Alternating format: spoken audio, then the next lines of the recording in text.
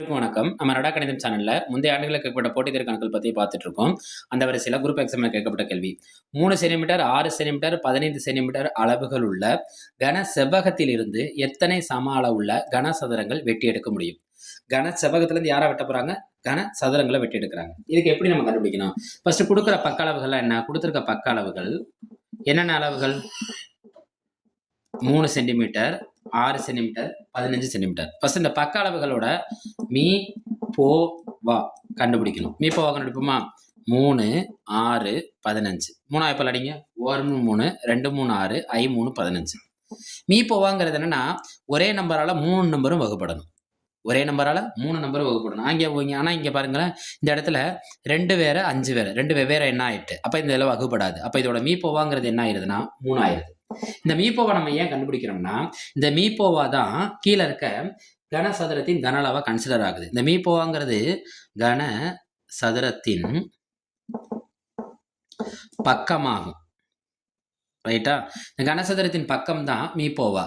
கனசெவ்வகத்துக்கு அவங்க ஆல்ரெடி பக்க அளவுகள் கொடுத்துட்டாங்க. 3 × 6 × 15 L × B × H. ரைட்டா?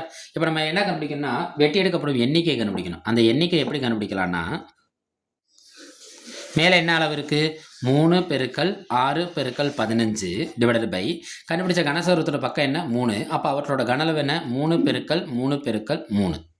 கொடுத்துருக்க பக்கத்தை எத்தனை தடவை எழுதணும்? 3 தடவை எழுதணும். ஏன்னா இது கன செவ்வகத்தின் கன அளவு, இது கன சதுரத்தின் கன அளவு. எண்ணிக்கை கண்டுபிடிக்கிறப்ப கன அளவுகளை தான் எடுத்துக்கணும். நம்ம 10வது பாடப்புத்தகத்திலே இருக்குது. அளவியல் பாடத்தில் எப்பொழுது எண்ணிக்கை கேட்டாலே நம்ம பயன்படுத்த வேண்டிய ஃபார்முலா என்னென்னா கன அளவு ஃபார்முலா மட்டும்தான். 3 3 அடிச்சிடும். 3 2 3 6 3 I 3 15. மேலே என்ன நம்பர் இருக்கு?